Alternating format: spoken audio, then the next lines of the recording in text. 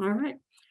Welcome to the Master Food Preserver Third Thursday. My name is Dorina Espinosa, and I am the Youth, Families, and Communities Advisor with UC Cooperative Extension. Prior to getting started with our demonstration, I would like to do a land acknowledgement. Many of our organizations were created on and created from land of several indigenous tribal nations. These lands were the traditional birthright of indigenous people. People who knew the land and the creatures of the land and had the knowledge to sustain the land. Indigenous people have faced 2 centuries of struggle for survival and identity in the wake of dispossession. May we all begin to address our history, to recognize our responsibilities to the people of these lands, and undertake significant efforts at reconciliation. May this work guide the present and the future. Today's presenters are all on the lands of the Wiyot tribe. The Wiyot people have lived in the Humboldt Bay region for thousands of years. On that, I'll pass it over to one of our presenters, Jennifer Bell. Okay, thank you so much. So I'm Jennifer Bell, and I just looked down at my name badge today and realized that I've been a Master Food Preserver for the past 10 years. So it's my 10-year anniversary of being a Master Food Preserver. And I got involved in the program because when I was about 19 years old, my mom was a Master Food Preserver down in Alameda County. And so I really, really wanted to do it, but I was going through college at the time. So was able to do it later on in my life in 2012, and really happy to be a Master Food Preserver. So I'm here in my kitchen with June Walsh. June is my second camera. Oh, I think like this. There's June Walsh. She's in here just so that you can have a view of what I'm actually doing when I'm making things. So June will be operating the second camera for me. And then I'm also here virtually with Aaron Weshnak. Aaron, would you like to introduce yourself? Yes. Hi, everyone. I'm Aaron. I am a local Master Food Preserver. When she said that she was doing this for about a decade, I looked at my name tag. I've been doing this for about 4 years now. I'm a local brewer and starting a business making pickles and a dehydrated Bloody Mary mix. All of this I've learned through the Master Food Preservers. Have some food science background, and went to Davis for fermentation science, and all this kind of is just very interesting. So I don't really have an upbringing in this, and really my first experience was I got a pressure canner from my grandma's attic, and I was like, I'm gonna do something with this, and I exploded the weight off the top because it was pretty much broken already, and then I found out I could use it safely after, and wanted to learn how to do that. And now they're much safer and more efficient, and I do that all the time. So the Master Food Preservers have taught me how to can stuff, keep my family fed, ferment foods, keep them longer, and yeah, that's what it's all about. Right. So I just want to introduce people a little bit to the Master Food Preserver. It's a program that's all over the United States, basically, and we operate through the University of California Cooperative Extension, and we teach people about safely preserving food. And so if anybody is interested, I'm sure Dorina could put information on the chat about how people could become Master Food Preservers. We offer a training once a year, and people can go through the training and become a Master Food Preserver. So I think we're going to go ahead and go right into our program about fermentation. And we're doing 2 things tonight. I'm going to be doing a demonstration on making sauerkraut, and Aaron is going to be doing a demonstration on making kimchi. He is the expert at that. I've actually never made kimchi myself, and one of these days I'm going to have to get to it, but it sometimes can be spicy, and that doesn't work well in my family. So we stick with the sauerkraut. So one of the questions is, why should people be interested in fermenting? And I think that there are reasons why you should do it yourself, or you could do it yourself. It's fun, it's interesting. You can use ingredients that you have produced in your garden, or you know the farmer who's produced them. So you can get really high quality ingredients and ferment them. It's also a heck of a lot less expensive to make your own sauerkraut. If you buy like a teeny little tub of sauerkraut, that's fresh sauerkraut, in the store, it's like $5 or $10, for a teeny little tub of sauerkraut. Whereas you can make for, the same amount of money, you can make a big old batch of sauerkraut that you can have, and you can add different spices to it. And so you can have all these different flavors that you could add to it that would make it different and make it unique to your own. Erin, are there other reasons why you think people should ferment their own foods? I mean, kimchi specifically there's such a long tradition to it. So a lot of it is the longevity of the food. So you have a head of Napa cabbage and you get, a week or two out of it before it starts wilting and going bad. This lets it preserve for months, if not years, and you're still getting all the nutrition out of it. You start mixing it with fermented ginger and fermented garlic and, just all these different ingredients, and it's becomes, kind of healthier for you as well, and creates more flavor, and it's the spiciness, and now it's a heat condiment, a hot sauce, whatever you want to do, and we'll get into what you can actually do with it because it's a lot of work. So you don't want to make like a pound's worth, or sometimes you kind of step back and do it, but it's like the kimchi is a little bit more of a process. So I make like 10 pounds at a time, but it takes me sometimes 6 months and sometimes a year to go through it, and it's still good to the last piece. But it's like, how can you use it all? So we'll get into that. But it's the you're taking all this food and keeping it good forever, or not forever, but extra amount of time. So I think that, and then adding all these extra spices and nutrients and this good thing. So great. Oh. So I guess I'll go right into ingredients. That there are very few ingredients for sauerkraut, but there will be more ingredients for kimchi. So for sauerkraut, basically, there's just the first thing is the cabbage. Which I'll go into more later. The second thing is salt, and Erin and I have kind of different thoughts about salt. I use the diamond crystal salt. You would kind of think that salt is salt, and really it's not. The salts that have colors in them, the reason that there are colors in those salts is that there are minerals in them. And I'm not saying don't use them because they have minerals in them, but I'm saying you better like the minerals that are in them if you're going to use them in your sauerkraut, because you're going to taste it. So when you buy something like diamond crystal, you get something that's a very plain flavor. America's Test Kitchen rated it as the #1 salt for all kinds of uses. And so you can use it, and the flavor is not going to come forward in your product. I mean, but if you want that pink Hawaiian salt and you love the flavor of it when you make it with the pink Hawaiian salt, then by all means make it with that. In that case, in the case of this salt, I know with the diamond crystal salt that it takes 3 tablespoons per 5 pounds of cabbage to make sauerkraut. When you use something like Morton's, it weighs a little more, so you don't need quite as much salt to have the same saltiness, salinity in your product. When you're using other types of salts that have minerals in them, the same thing is true. So I just happen to know that with diamond crystal, it's 3 tablespoons. Do you want to talk about Morton's, Erin? So I am just less. So this is just what I grabbed for these recipes. You should be using kosher salt, a coarse grain salt. Canning and pickling salt specifically is a finer salt. You can see that, and it makes a difference because the recipes that we have call for. This one says a cup of salt.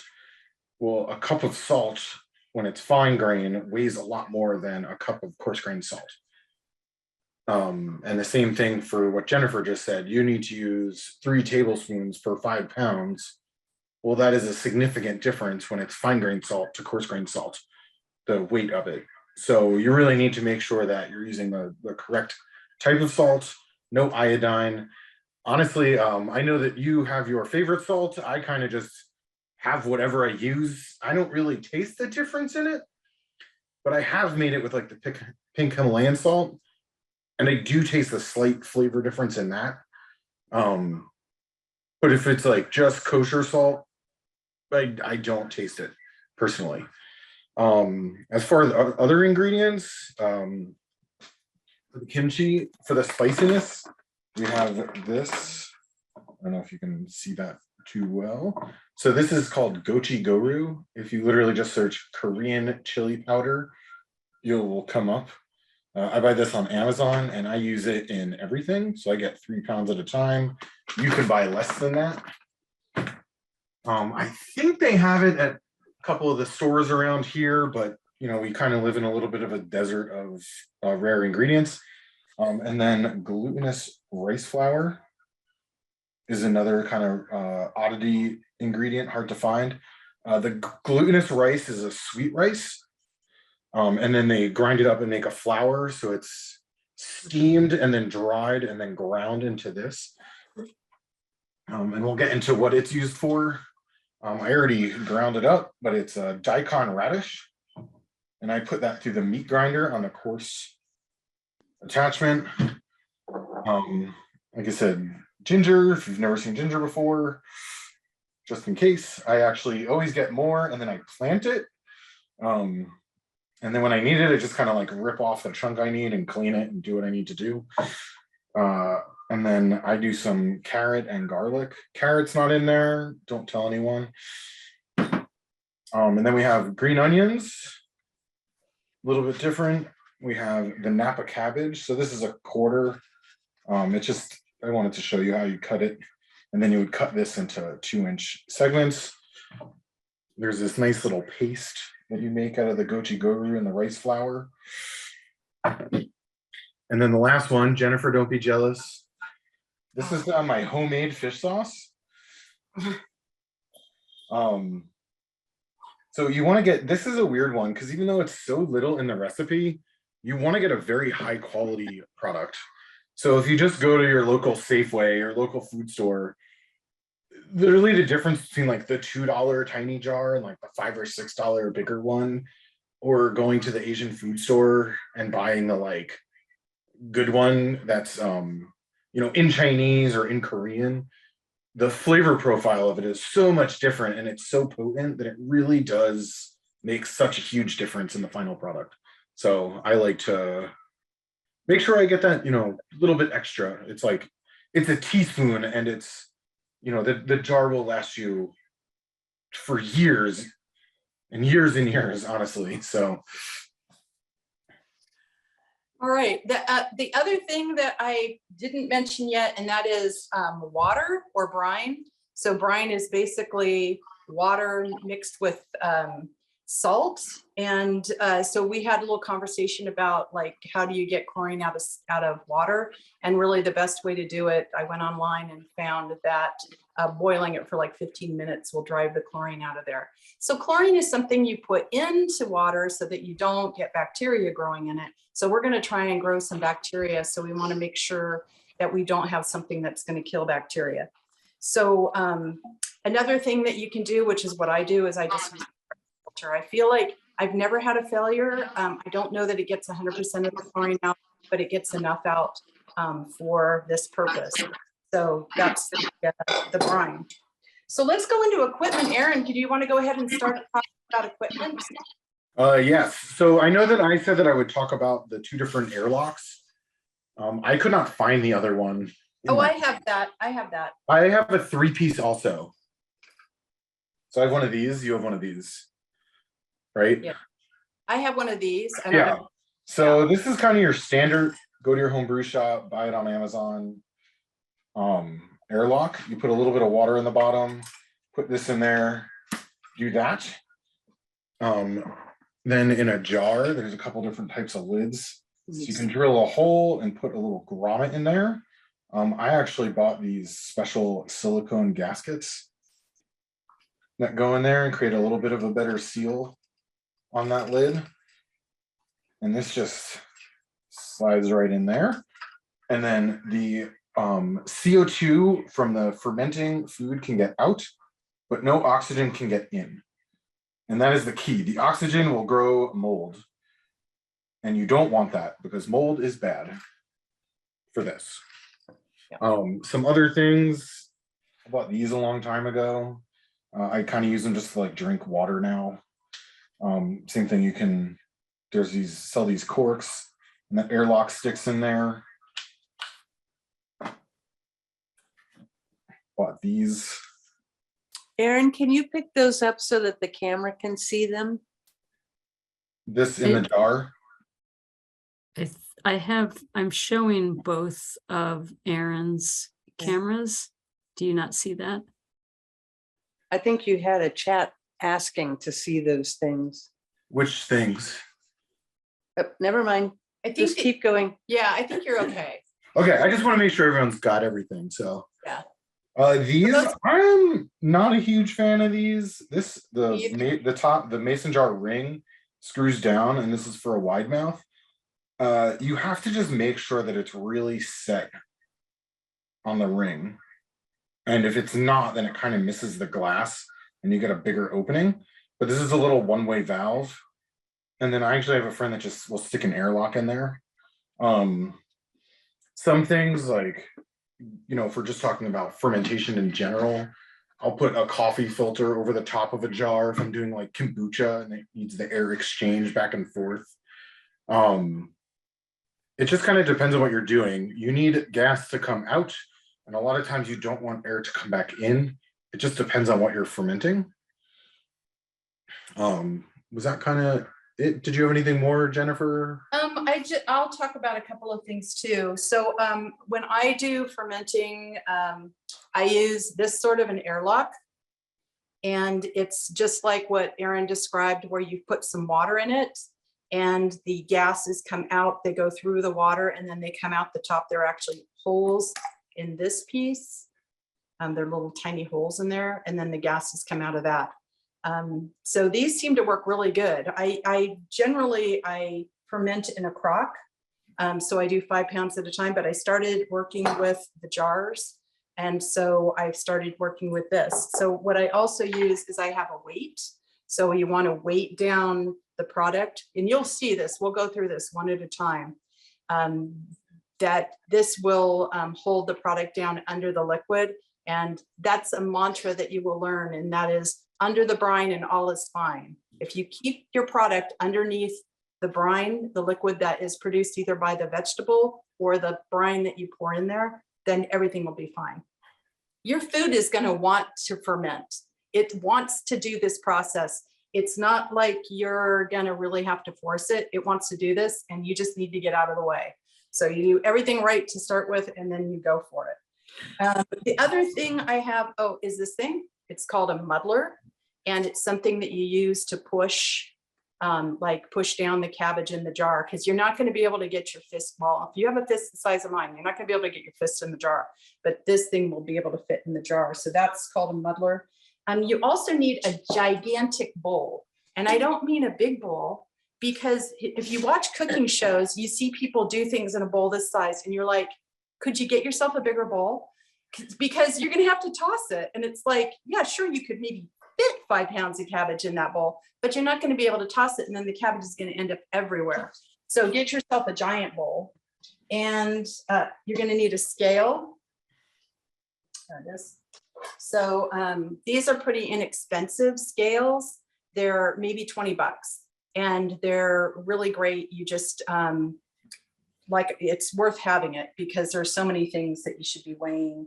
And so you need that. You need measuring spoons to be able to measure the salt. And is there anything else we need? Oh, tongs. Sometimes you need tongs to put cabbage in there, but I really believe in using your hands. You need a cutting board and a good knife. And I'm a larger person, so I like a good hatchet. But find a knife that is the right size and comfortable to you, because you just want to be really comfortable cutting the cabbage, especially if you do a whole lot. When I used to I used to make a lot of sauerkraut. Now I only make 5 pounds at a time. So if you're going to be making a whole lot, you can either use a hatchet or you can use a food processor. So food processor is kind of nice because it goes really quick. It's kind of a pain because it's hard to cram the big pieces of cabbage into the little tiny hole.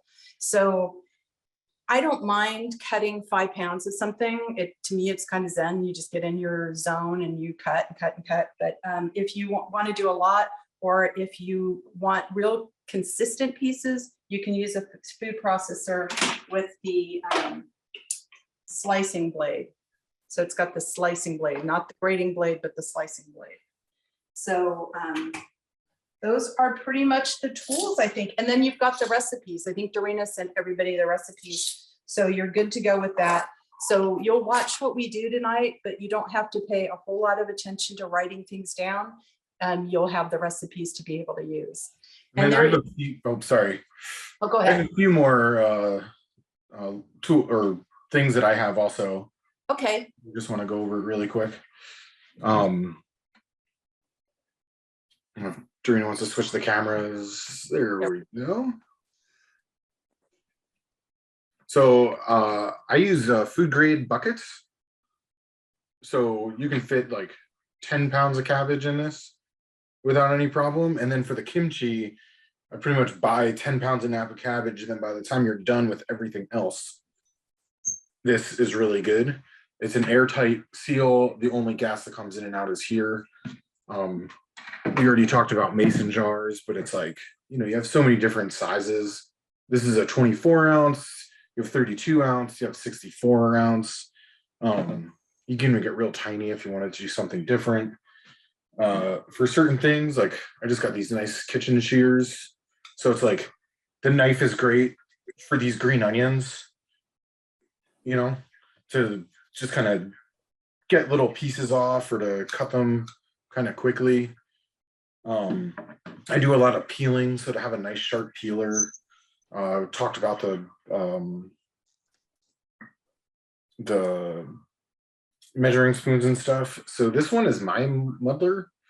I use the buckets too because, like, again, my hand is big. I can't get it into a mason jar. I made this one, so this is like food grade plastic, like a thick piece, you know, piece of all thread stainless steel, and some stainless steel nuts, and like that's just do that. That's a narrow mouth.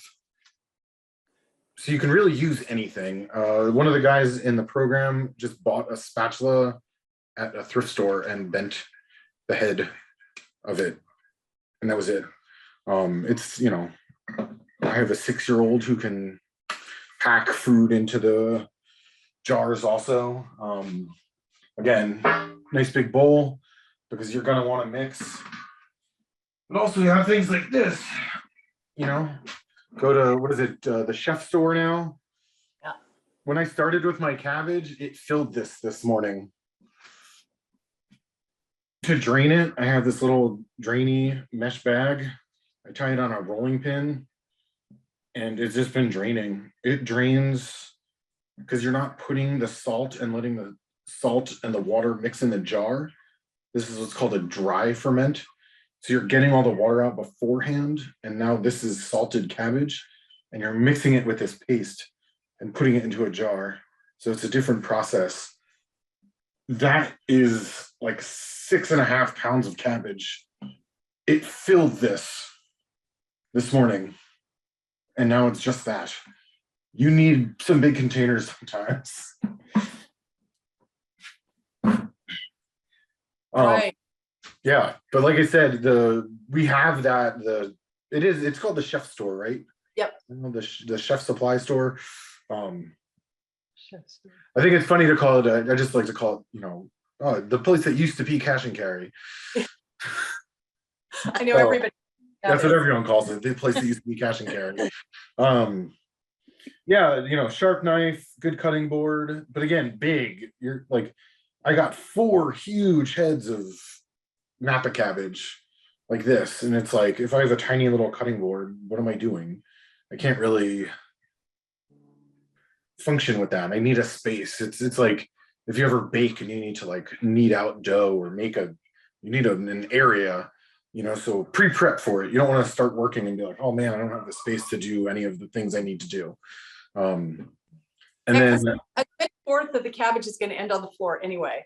yeah, no, for sure. And then I also like to try to keep, some of the things like, my big bowls and some of that stuff, but my specialty ingredients, like I keep my glutinous rice flour, my goji goru, my airlocks, all that stuff together. That's like in a tote somewhere. It's all my fermentation stuff. There's a box of salt in there. It's all in a tote in my garage. That mesh strainer bag, I got a few of those in there. That big plastic container is right next to it. And it's just, here we go. And then I take it down, I work. Besides the rinsing, a table, like I'm in my office right now. I have a table, I do food stuff. So I have a table to do that in my office. But like my kitchen has the tiniest, it was set, we were talking about this yesterday or 2 days ago. It was built by somebody who didn't cook. All my spaces are this big. I have this tiny little space and then this tiny little space, and half the time I just have this like sanded piece of plywood that I throw over my entire stove to do big prep work, and then move it into bowls and then move that so I can cook. You figure it out if you really want to like figure it out. So I think we are, yeah. Glad you mentioned that because I saw Gail say, oh, but I've got a really tiny kitchen. Don't worry, Gail.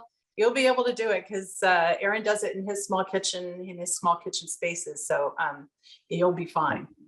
So I think we're going to go right ahead and go into making sauerkraut. So we're going to go step by step what the instructions are. We're going to start with the fact that I washed my hands before I started, because you want to be making sure that you are fermenting the right thing in your sauerkraut. So you don't want to be adding any like bacteria or, things into it that you're going to have to fight along the way. You want to make sure you're starting with everything clean. All your tools are clean, all your bowls are clean, all your hands are clean, everything's clean. Your cabbage, not necessarily, like you don't want to soap and water it because the lactobacillus bacteria that's on there is what is going to be doing the fermenting. So you're not soap and watering your cabbage. You're just giving it a rinse. You're pulling off the outer pieces of cabbage if they're dirty or somehow have something on them that you're concerned about. And you're setting those aside because you're going to use those later on to put on top of your sauerkraut to make sure that the little pieces don't float to the top and get moldy. When you go to pick out your cabbage, you want to make sure that, for one thing, I would highly recommend you find yourself a good local farmer and get buddy with them and tell them when you're going to make sauerkraut so that they can bring it to market and you can pick it up the same day. The fresher your cabbage, the more water that's going to be in it, the better your sauerkraut's going to be. When you're using old, scrungy cabbage, you're going to make old, scrungy sauerkraut. You're going to be fighting it. You may have like tough sauerkraut because it's old and dried out by the time that you actually made it. So it's a good idea to buddy up with a farmer and let them know what you're doing. You want real dense heads. Like, I don't know if you've ever picked up cabbage where it's really light and fluffy and you're like, ooh, this is really light and fluffy. You don't want that cabbage because that means there's going to be all kinds of holes inside. And when there are holes inside, it gets all dried out and then it's tough. You want a dense, juicy head of cabbage. There are really good times to make sauerkraut. The fall is a good time. I've gotten some really great cabbage at the farmer's market. But also just following St. Patrick's Day, you can get yourself some really good, inexpensive organic cabbage because people are done with making their corned beef and cabbage and the stores still have it in. So you can get really good, inexpensive cabbage for making sauerkraut. So I normally make my sauerkraut in a crock like this. And it's great. It's exactly 5 of cabbage, like just really makes it really nice and easy. But tonight I'm going to make it in the jars because I've started doing that lately. I kind of like the jars, and we started talking when we were prepping for this, and Aaron was talking about, I always tell people just make plain sauerkraut, add flavorings later, because you don't know that you're going to like it. And then you're going to end up with all the sauerkraut that you don't like. And Aaron brought up a good point, which is if you make it in the jars, you can make individual smaller batches. If it doesn't quite work out, you only have that small batch to go through. So we're going to make basically we're going to use 3-quart jars to make the sauerkraut today. So when we're fermenting, what we want to do is we want to raise the right kind of bacteria. And how we're going to do that is we're going to add salt. And salt is going to discourage the bad kind of bacteria. It's also going to draw water out of the cabbage. And so the nice saline environment that you're going to create in your fermenting container is going to be a really nice environment while it's waiting for the lactic acid bacteria to turn the sugars that are in the cabbage into lactic acid. So you want it to be this nice environment on its way to becoming acid, because you got a couple days it's going to take before things start getting really bubbling in your sauerkraut. By the time you're done, you're going to have the sugar is going to convert 50% lactic acid, 25% acetic acid, and 25% CO2. So what we need to do to be able to do this right is we need to be able to weigh it, because we want to make sure that we're adding the right amount of salt. So we have a scale. I told you about the scale. And, you know, when you use a scale, you want to make sure that they call it tearing the scale. And that means that you want to make sure that it says 0 when you add your bowl on there, because you don't want that bowl to be taking up some of your weight. So you want to make sure it says, oh, the scale says 0. I add the bowl in there. The bowl weighs almost 2 pounds. So then I hit the tear button and now it says 0. And now I'm going to start adding cabbage to the bowl. I'm going to scooch it over here a little bit. Now, lucky for you, I cut some of it up first, so you don't have to watch me cutting up 5 pounds of cabbage. So I have this cabbage here, and I'm just going to start adding that in. And I know you can't see the weight on the scale because I can't even see the weight on the scale. But apparently that was about 4 pounds, 3 ounces. So I'm going to keep cutting it. So one of the things about when you do cut the cabbage, you have a core in the cabbage. So some people really like the core. They like the texture of it. I find, like, especially the end to be a little dry, so you might just cut the end off right there. But some people cut out the core. Some people cut out the core and then eat the core because it's kind of tasty and juicy. So it really depends, because, like, one of the things about making sauerkraut is it's important to taste good to you, and it's important that your family is going to want to eat it. So there's this thing called mouthfeel, and that's like, you want something to be good in your mouth, not just with taste, but with texture. So if you got like really, really big pieces and you're making a hot dog and they're like sticking out all over the place and you can't really get your mouth around it and you can't chew the hot dog with the sauerkraut because the pieces are too big, then that's not working for you. So the food processor is really nice because it can really make everything uniform. It makes things pretty small if you like that. And again, that's the thing with mouthfeel. Do you like the core in there? Do you like that there's different textures within your sauerkraut? So if you do, then you add it. So I just usually chop away, chop, chop, chop.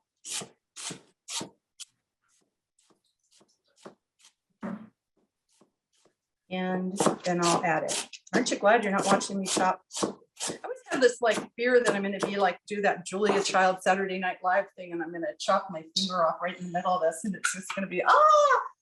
So got a little more. I'm going to keep chopping. I'm very careful to keep my fingers out of the way. And I just keep adding it. Now, back in the day when I first started making sauerkraut, I made 25 pounds at a time in a gigantic crock. Why? Because I had one.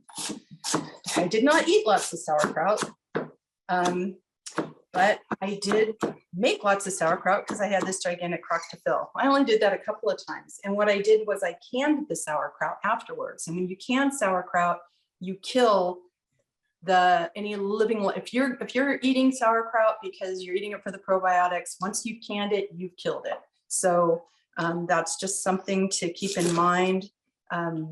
that if you actually make more than you can store in your refrigerator, you're gonna have to do something with it. And you're gonna wanna slow down all that biological activity. So if you put it in your refrigerator, that's great, but can you fit 25 pounds of sauerkraut in your refrigerator? You must have a bigger fridge than I do.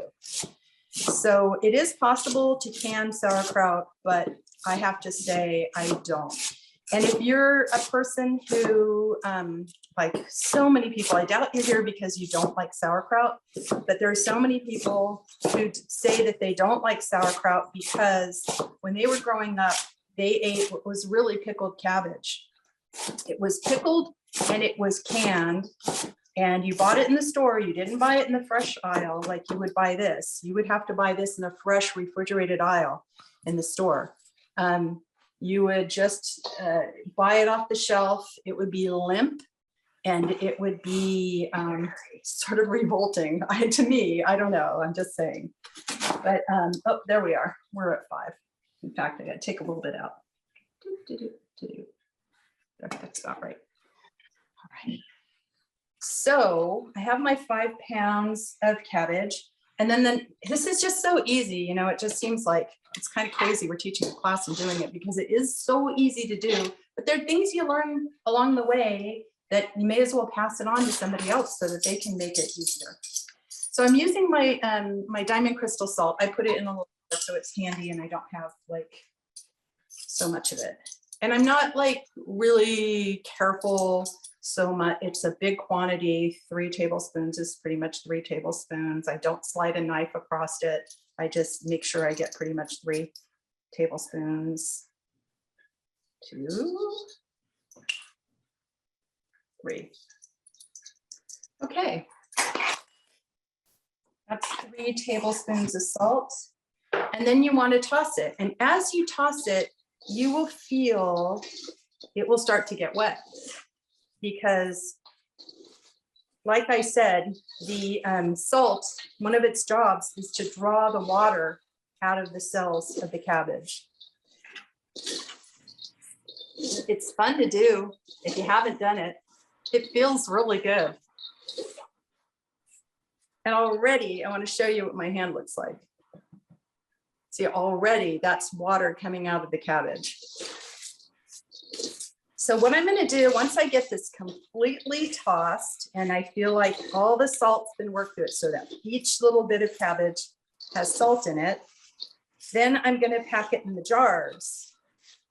And once I pack it in the jars, I'm going to make sure it's covered with brine. Now this may not produce enough brine. I have had some cabbages that I got right from the farmer. I had one farmer up in Humboldt that was the best. And he doesn't grow cabbage anymore, but he was the best. And his cabbage would just produce so much liquid. It was amazing. And I would have one cabbage from him would weigh like, I'd go to pick it up. I'd say, I need 40 pounds of cabbage. And he'd go, okay. And then he'd hand me 4 heads of cabbage and in a box. And I'd be like, 4 heads of cabbage. And that cabbage was so dense and so wet and so juicy that sure enough, 4 heads of cabbage, they were giant heads, but they weighed 10 pounds a piece.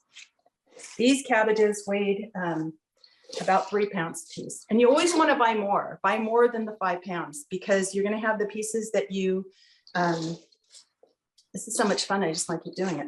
But you're going to have pieces that you pull off for the, you know, that might be dirty. You might cut out the cores. So you're going to lose that weight from it. So you just want to make sure you get a little extra. So like for 5 pounds of cabbage, I bought 6 pounds. I only have this little bit left. So I'll probably make like a little mini cabbage salad out of that. So here's my jar. Oh, and I want to mention this too. Like when you go to buy these lids with the airlocks, this is what they look like. Well, this is what this box looked like. Problem with this is it's metal and salt do not go together. So what I did was I took the airlocks and I had my husband drill me a hole in the middle of it and then pop the little silicone seal in it and then put the airlock in that. And this will hold up forever, but this not so good. So when you go to pack your jars, it's nice to have one of these. You use those in canning, but it just sits on there and keeps you from putting like half of your cabbage on the ground, which a lot of it ends up in the ground anyway. And then I have my muddler. Problem is you can't fit the muddler through the hole in this. And what you want to do is, I'm not going to mash it. I'm not like picking this up and then smashing it down. I'm just pressing and I'm pressing, and I want to make sure I squeeze all the air out. I'm not trying to crush the cabbage. I'm just trying to squeeze all the air out. And you don't want to like go, oh, I can put 5 handfuls in there at one time. Because what will happen is you'll get little air spaces in your jar where you may end up getting mold right down deep in your jar, and you really don't want that because you could end up with a real soft spot of rotten cabbage in there. So you just do like a handful at a time and smash it down. Let's get going. And depending on how, you know, how much liquid's in it, yeah, I'm already starting to see as I push down, liquid is starting to come up. Put your glass and we're good to go. Okay. So I'm going to do it again. And it's amazing too, because you think, oh, you know, this is a lot of cabbage here. It's not that much cabbage. I'll do this and it will be 3 jars. So I'll put this one in. Oh, look, that same does fit in there. But yeah, you can really feel it. When I'm pushing, I'm just getting this juiciness that's coming up. Real bubbly juiciness. So I'll probably go one more. You want to leave yourself a little bit of space between the top of your cabbage and the top of the jar, because you're going to put in the brine and there's going to be so much activity in there. You don't want it to like boil up and become a problem and get, you know, in whatever cabinet that you're doing it. I always put mine in a bowl to ferment, so that just in case something happens and it bubbles over, that it doesn't bubble over and cause problems on anything. Now that's a pretty nice pack there. It's pretty nicely packed. And then what we do is we're going to put a little piece of one of this that I took off. And it's almost like you're just making a vegetative cover. So you just stick it in there. My assistant is eating the cabbage pieces that I'm throwing to the side. So I use that as a cover. And what that does is it keeps those little bitty pieces of cabbage from coming up around the side and floating on the top and perhaps becoming moldy. Then I have these wonderful things. I don't know if I've talked about these yet. So these are little weights that Jessica Eden, she's a local artist who makes these at Fire Arts. And they've got a hole in them, which is fantastic for 2 reasons. One is that the liquid's going to come up out of the hole so it can set down in there and it's not just this flat thing that is pushing on it. And the other reason is, so when you go to pull this out, you stick your finger in and you pull through the hole and you can get it out of there. So you put it on there, and I may, let's see, do I have another one? I have another one, but one is probably enough. Oh, there's a whole stack of them. Okay. So I usually use 2. I'm just, that's my method. And then I have my brine that I mixed together earlier. So it's just 4 cups of water, and I think it's 1.5 tablespoons of salt is what your recipe says. So then I pour it in there. And I just like to have lots of it, because when you think about cabbage, like even though I pushed it down, I didn't push all the air out of the cells. There's still some air in those cells, and that air is going to come out and the liquid's going to have to go in. And if you don't make sure you have enough liquid in there, it will suck all that liquid up, and then you'll have dry cabbage on the top. And remember the saying, under the brine and all is fine. So you want to make sure that your cabbage stays under the brine. So there we got that. I've got this little guy, which is the little airlock. I'm going to put enough water in there.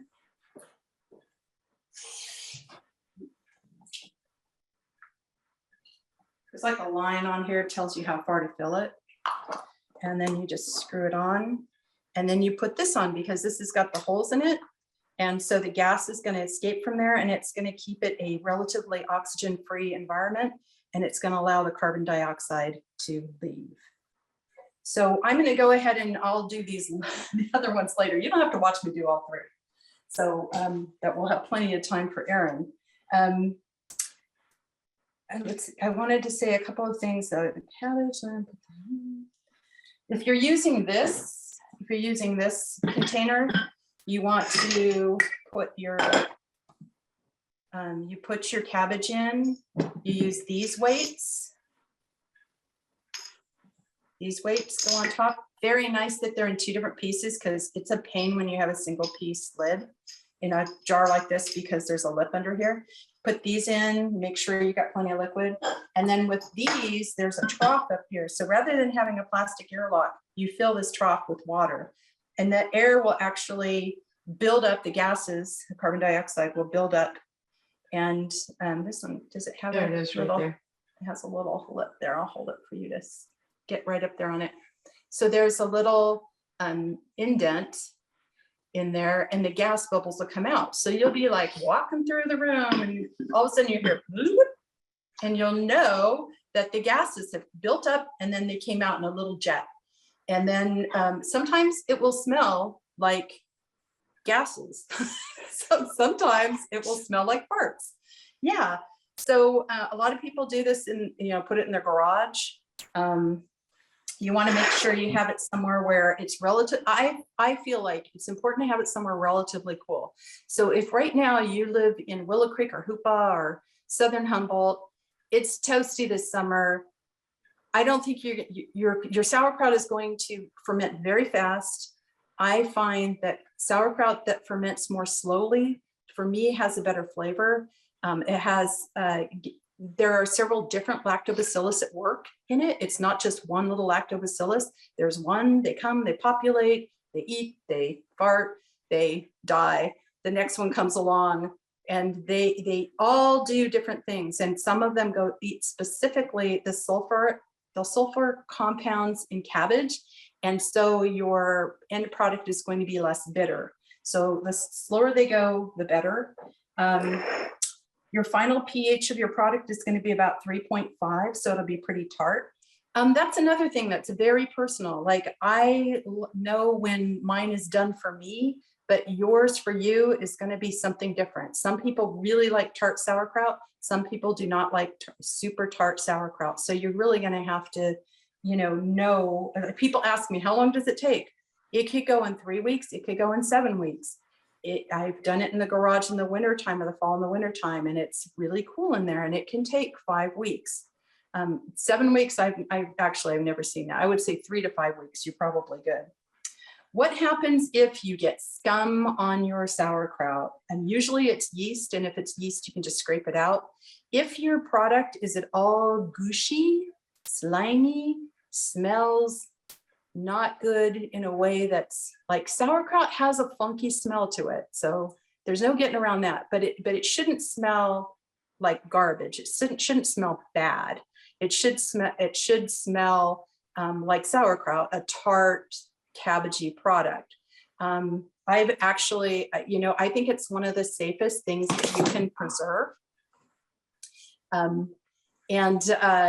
It's very high in acid, and I think it's a pretty good thing to ferment. So let's see, fun ways to enjoy sauerkraut. Sauerkraut is notorious for the hot dog, and it's something that people have a Reuben sandwich. So you have corned beef, sauerkraut, Thousand Island, cheese, delicious.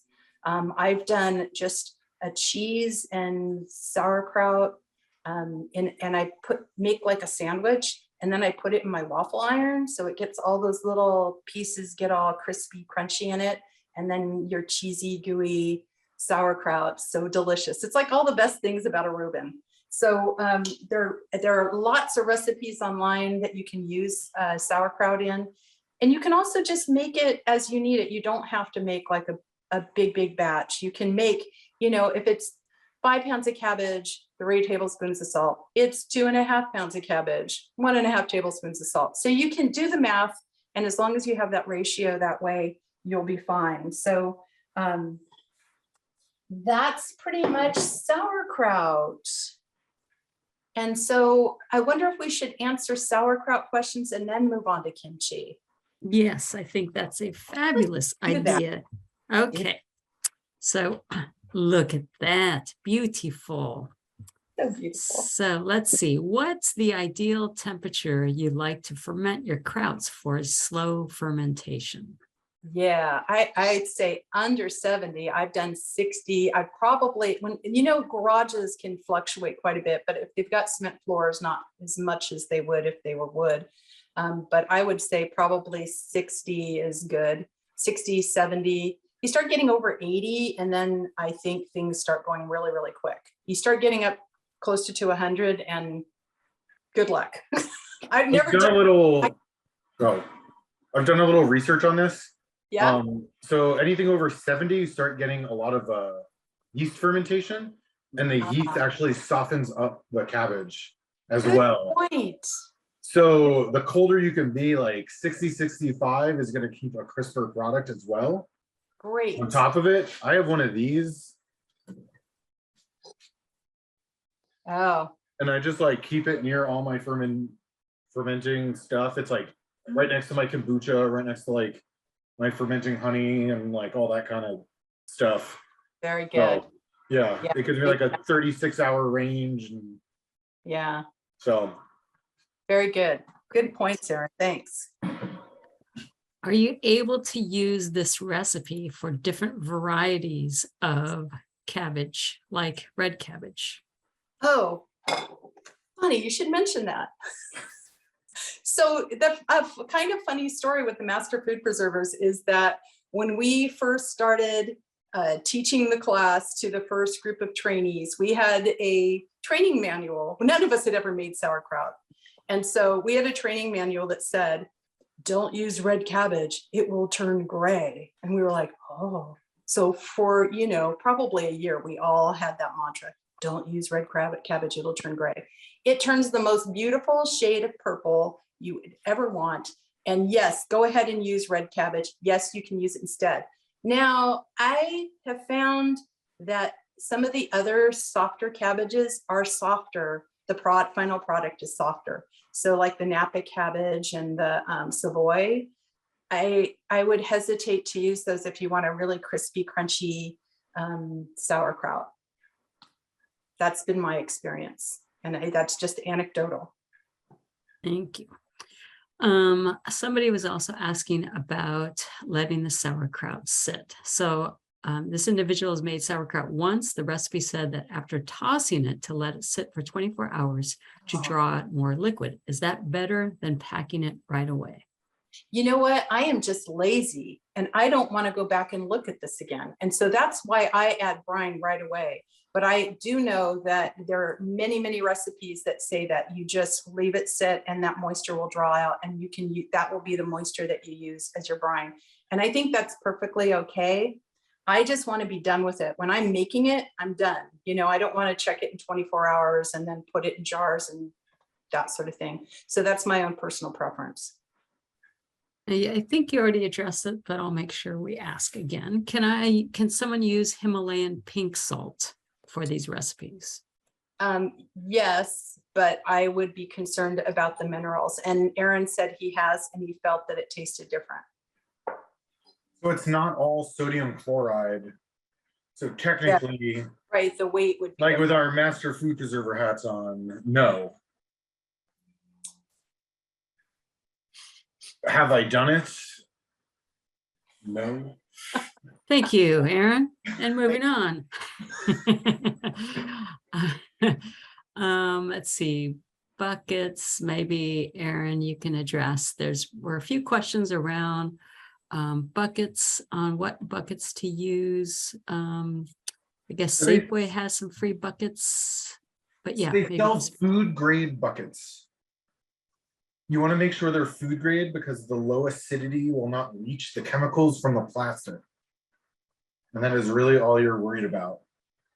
Also, when you clean it, you want to use like a heat, and the heat will not, again, cause the bucket to leach chemicals. If you're worried about that stuff, stick to glass or clay. But I just like the ease of the bucket.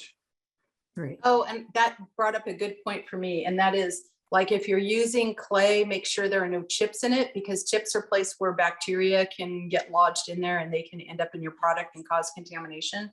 And then also make sure that if it's an old crock, make sure it isn't made somewhere where they used to use lead in the glazes, because you don't want that lead getting into your product either. And on the same note, if you have big, deep scratches in your bucket,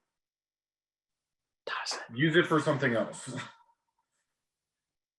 And a little bit more on salt. Is that 2% salt by weight or a variation? Does anyone know a local supplier for gochugaru as well as the rice flour? So I would say your best bet is probably Little Japan and Henderson Center to get either of those. Honestly, I was gifted a 16-ounce bag of glutinous rice flour like 5 years ago, and I'm not even a quarter of a way through it, because you use 2 tablespoons every time you make it. And then like I said, the gochugaru I buy online because I get 3 pounds at a time. But I do think that the place in Henderson Center does carry it, Little Japan. But it's like a cup in this, and then I put it on my eggs, I put it in salads, I put it on sandwiches, I put it in everything. So I just saw a fish sauce. Like I said, I actually made my own. There is a recipe. It takes about 7 months to make it. Like I said, if you go to your local Asian food store and get one of the more expensive brands, that will be the best one. And that 2% salt question. Yes. What was the 3% salt for the kimchi? No, So it's kind of a weird calculated thing, because it's where the brine, it's like a by weight salt to water ratio. And then they've calculated the amount of salt you're adding to the cabbage and can take that brine and figure it out. It's a very different process. So in a lab somewhere, they figured out that you're in the 2, which is the minimum by weight salt amount, to water, to 5, which is about the max before you start killing lactobacillus, is this direct recipes range. So depending on how much water you have in the cabbage when you start, doing this recipe exactly the way that it shows will get you anywhere from the 2 to 5%.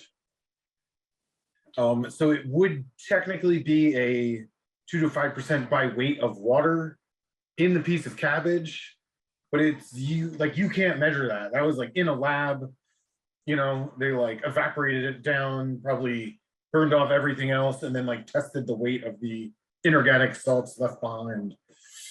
Right. I'm assuming. And Jennifer, how do you know when it's done? Do you just taste it to decide if it's done? I do. I taste it. But you know what? I'm not one of those people who opens it all the time. So give it a good couple weeks before you even pop it the first time. And yeah, June is saying 3. And I agree. I stick with 3. And then this last batch I made that I have in the fridge, I tasted it like 3, and then I gave it 2 more weeks, and I thought it was perfect for us. So yeah, I wouldn't start tasting it till 3 weeks, just because you don't want to be letting oxygen into your container. And once it's perfect, what do you do? Put it in the fridge. What kind of a lid? Because like you could can it, but you would lose the probiotic benefits of it. And you can put it in your fridge. And I have had cabbage, sauerkraut that I put in my fridge that was in there for a year. That was crispy and crunchy is the day I put it in there. So what it does is, as we know, refrigerators don't kill bacteria. It just slows them down. So it's still going. It's becoming more acid as it sits in your refrigerator, but not significantly more acid. So, you know, by the end of a year, I'm sure you could taste the difference between when you first put it in there and then at the end of the year, but it's not going to be like burn your tongue off acid. Plastic lid. Yeah. And do you have any tips for the kraut odor in the refrigerator once it's at that perfect taste and you throw it Once you in? put it in there and put a lid on it, and then June was reminding me, you want to just put a plain plastic lid on it, not one with the airlock. So you take the airlock off and then you just put a plain plastic lid, just a plain plastic one on there when you put it in there. Because any metal lids, the metal canning lids, the metal canning rings are just going to rust into one big gnarly mess. So just make sure you put it in there. Oh man, already, I just want to say, already bubbles, though I can't show you, but already Sorry. bubbles are forming in the sauerkraut. So that's a good sign. It's Sure. going I'm going to ask one more question and then switch over to Switch over? kimchi. Okay, very good. Any tips for making sauerkraut in the summer, given that you want the temperature to be cool? Depends where you're at. I mean, like here we are, it's practically summer and I'm making sauerkraut. So it's fine here on the coast, but if you're inland, if you have a place that's like a garage that's all concrete that takes forever to heat up and it stays way cooler there, that's where I would do it. And you probably know what temperature that room is, that garage or whatever it is. And I would just try and do it somewhere cooler. I probably wouldn't do it in a ice chest or anything like that and try and keep it cool with ice or anything like that. I would just, you're probably better off just to wait till the fall and do it in the fall, or just know that it's going to taste a little different. Your summer sauerkraut's going to taste different than your fall sauerkraut. Thank you, Jennifer. We'll switch Great. over to Erin. Great. Thank you. Sorry. All right. Hi, everyone. So yeah, let's start making I'm just gonna move this to the side real quick. Actually, so the Napa cabbage, real big heads. In the recipe it says quarters, so quarter obviously looks like that. You can cut again the core out, and then it says 2-inch pieces. So I definitely like to make sure the leafy part is 2 inches, because this is going to get real soggy. The more of the spine, this will stay crisp as you go. So it's like, you want to make sure these are big. And then depending on your mouthfeel, your texture, what Jennifer talked about, you can kind of, as you do this more and more, you can see what you like, you know, and how the different leaves kind of texturally are different. So the steps are a little bit more, the prep is a little bit different. We're still going to big bowl. So kimchi is a little bit about presentation too. So you're here to make it look nice as well. So one of the things we do is the gochi-garu. You're looking for that red. This is gochi-garu, 2 tablespoons of rice flour. You put that in 1/2 cup of boiling water. Put the rice flour in, it'll make like it almost looks like pudding. And then you add your gel, makes this paste. This is the basic starting of the whole deal.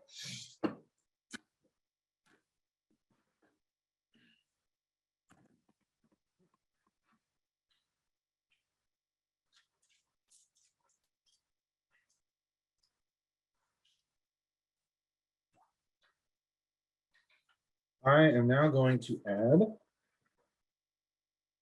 the fish sauce.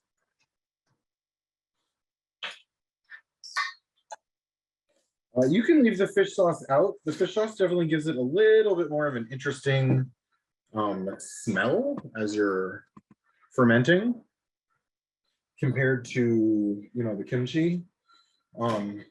Now this is garlic and ginger. In the recipe it says chop fine or put into the a blender. So to can keep a little bit of chunk, I put it through the food processor. I like the texture of it. You kind of get these like pieces. The recipe also says optional is an Asian pear to julienne it. I know because I've done this a bunch of times now how I like my kimchi. And I like these smaller pieces and then the bigger pieces of cabbage. And if you see, I'm kind of like working through this paste onto everything. Also, the gloves. You are working with spicy peppers. I have made that mistake many times in my life. That was daikon. Again, I put it through the meat grinder, the large attachment, and you get this like nice kind of texture. And then when it ferments, it's just kind of a nice thing to chew on. You just want to get it everywhere.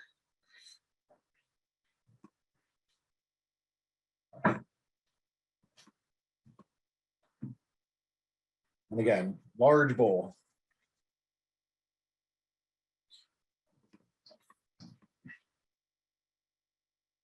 Some of the things I like to do, because like we said, there's a lot of kimchi that you're making. There's a lot of steps where sauerkraut's a little easier. You just weigh your cabbage, figure out how much salt you need, put it in a jar. You're cutting onions, you're doing daikon, you're doing this. There's a lot of things you need to portion and figure out how much you actually needed if you were going to do less than a full batch. So I don't really like to do it. Some things that I've done, like pineapple and kimchi fried rice. Frittatas, throw some in there. I was, watching my diet and my macros. This is a 0-calorie hot sauce. If you take it and puree it up, put it on some grilled chicken. I've dehydrated it and ground it and used it as like a seasoned salt, essentially. If you can do that low enough, you still get the probiotics also. I didn't say this. So I was talking about the look. I like to do little bias cut on the onion. I don't know if you can really tell. Just makes it look a little, prettier. Got this nice red and green and white going on. Now,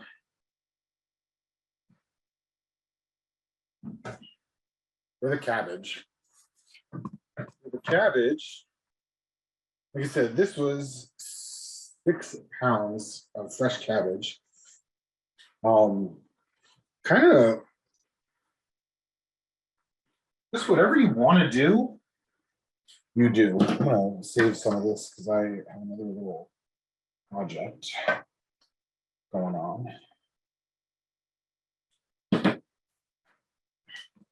So this is what I was talking about. There's not really that much liquid. So when I said earlier that sauerkraut is a wet ferment, you saw Jennifer was below the brine, you're fine. You put the weights, you want everything to be below the liquid. The salt is within these leaves because there's a lot of salt incorporated early on, but this is dry. And you will not see moisture.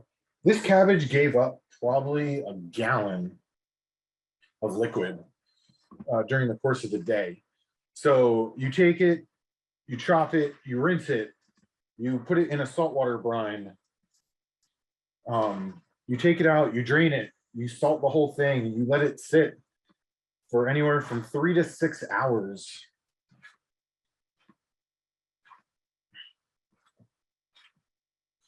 And then you rinse it again, and then you rinse it again, and then drain it, and then rinse it again. I try to save most of my water.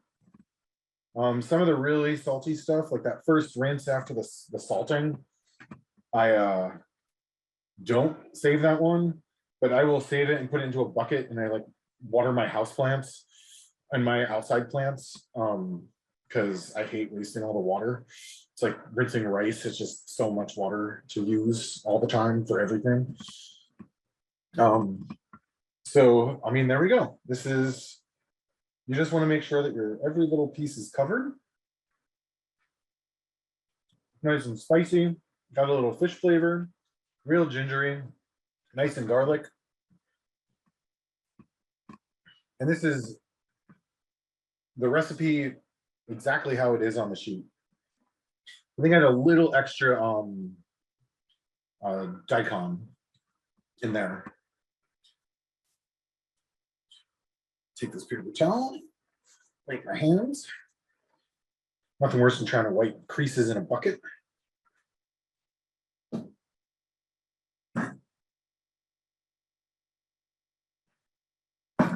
So like I said, I like the bucket.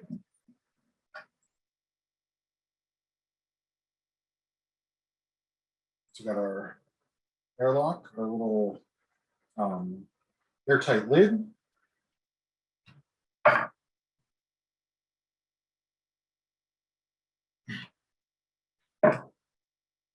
I sprayed a little bit of sanitizer in here, just because I want my bucket to be nice and clean. The sanitizer I use is, so I rinse the bucket and then I use, it's half hydrogen peroxide, half vinegar. And that just comes from my food safety education, I guess. And then the same thing, I just pack it down, but because it's not a jar, I can just do this.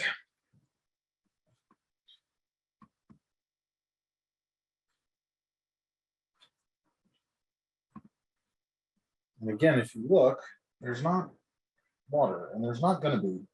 The paste fills in the gaps.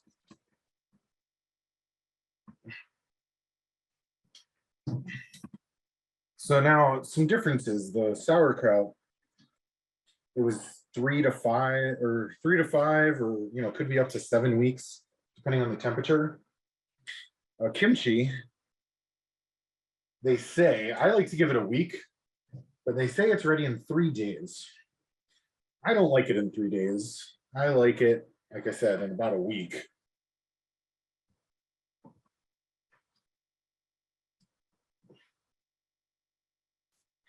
And then a little bit of space.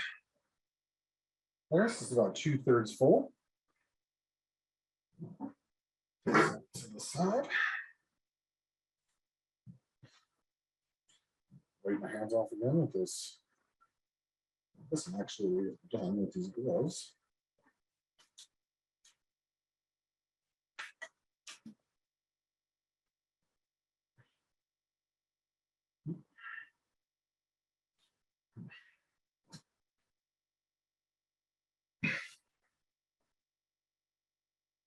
Now clean the top of the lid. Put that food grade bucket lid on.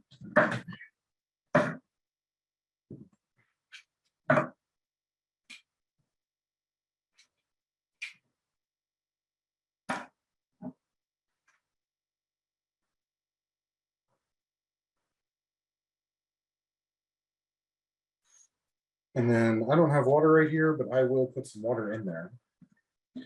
Like I was saying before, you can kind of cut all the veggies up how you want. Presentation is important in this. It is a traditional Korean dish. There was pride and joy that went into this. Different techniques and different ways of making this were for different holidays. So there would be the really special kimchi when somebody was getting married. There would be for different holidays, for their version of Thanksgiving, for their version of Christmas, just all the way down the list.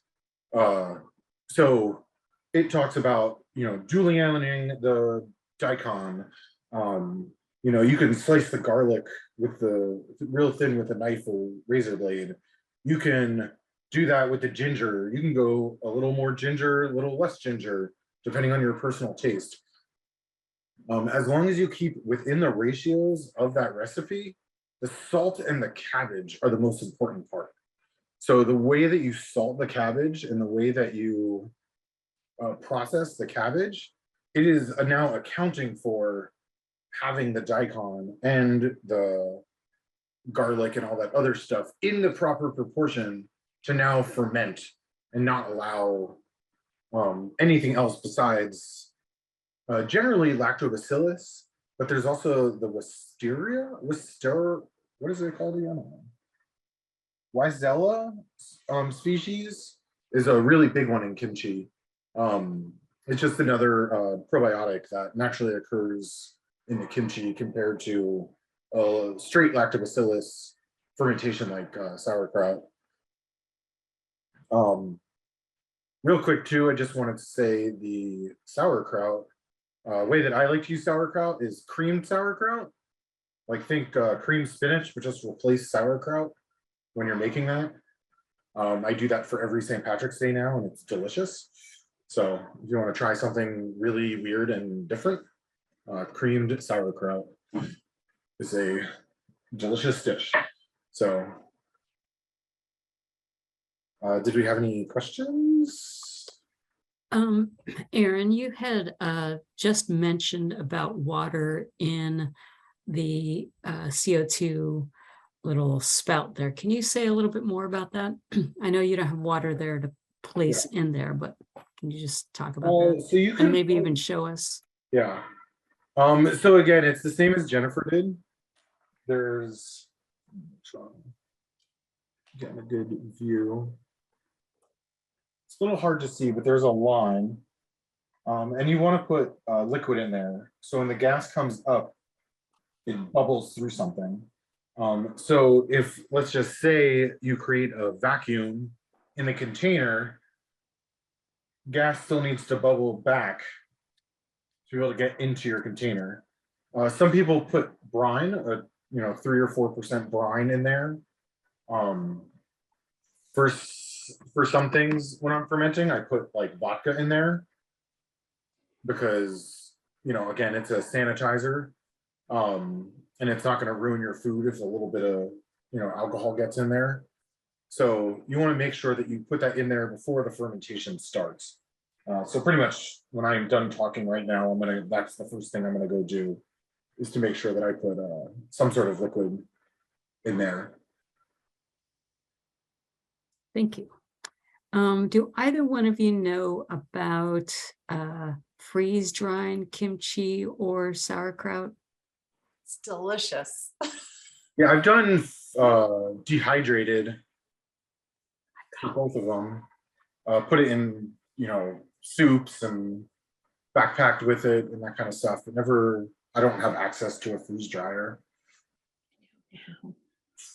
June said June. now, because June has one. We had a master food preserver who freeze dried sauerkraut, and it was really good. It was really like you could see like little snack packs of that and having that as a little snack because it's got that salty and crunchy and it just has everything covered. Of course, again, I think I don't know what's going on with the probiotics in that.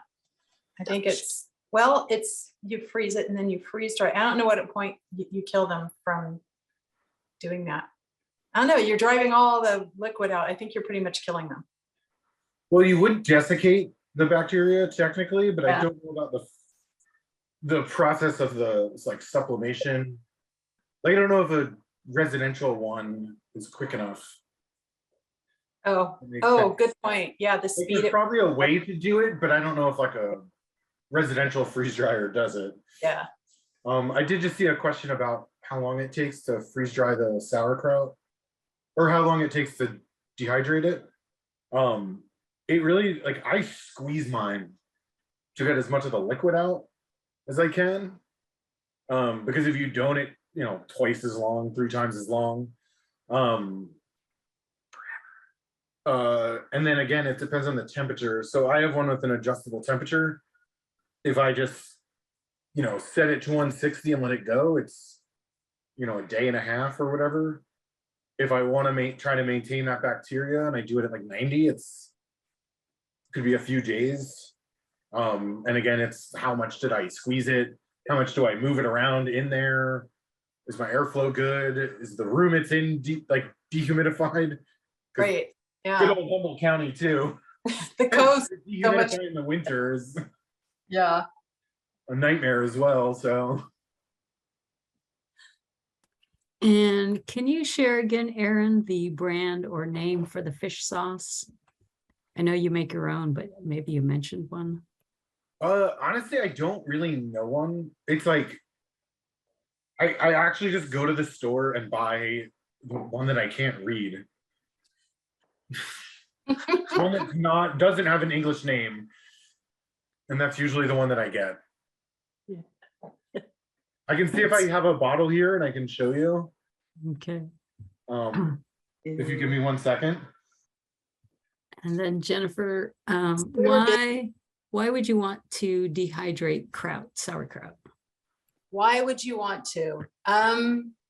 People do it for little snacks, like a backpacking snack.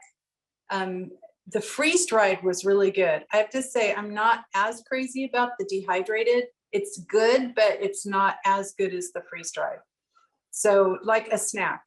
And then you could add it to things. I mean, I don't know. It's like we get really geeky with this stuff and we do things to things that maybe we shouldn't be doing because they're just exercises in geekiness. But I think, Aaron should talk about that because it sounds like he does it a lot. I dehydrated my sauerkraut once and I was like, man, it was okay. So I don't.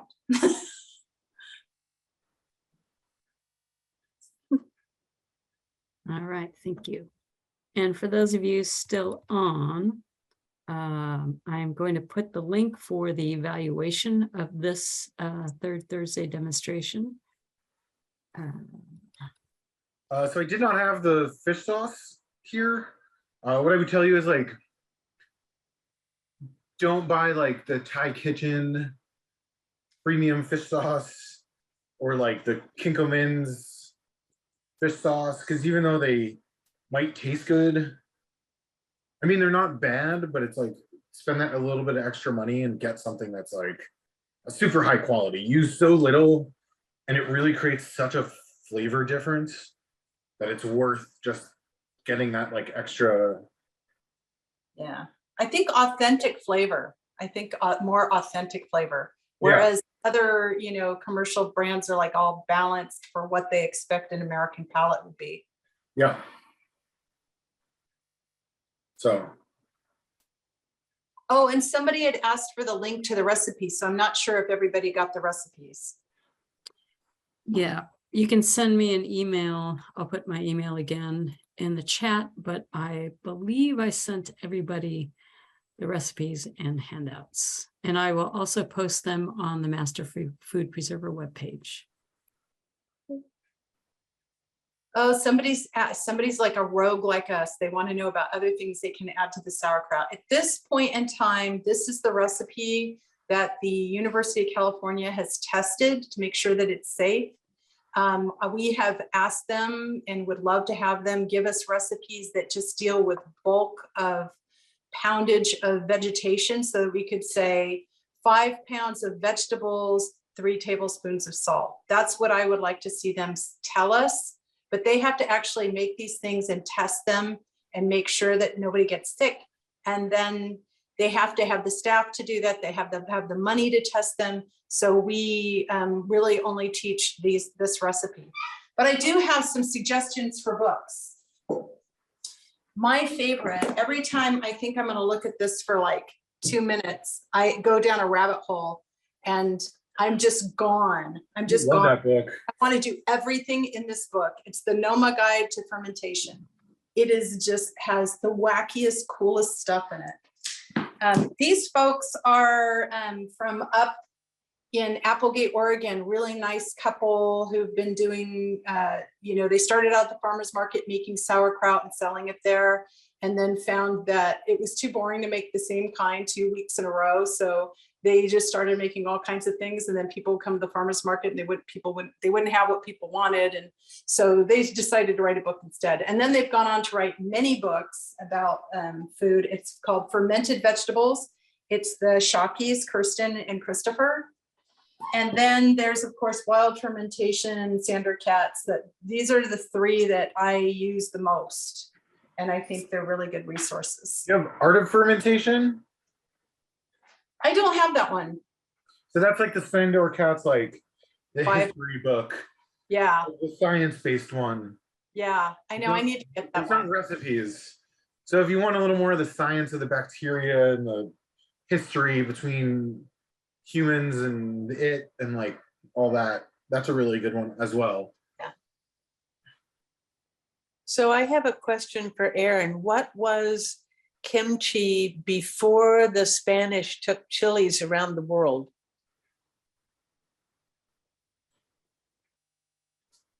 So before there were chilies, So before there was chilies in Korea? In Korea, right?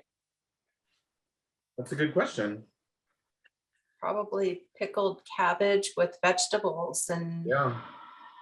So I Yeah. mean, I know like the fish sauce is a big flavor component of it. So it's just a, preservative, a way to preserve the food.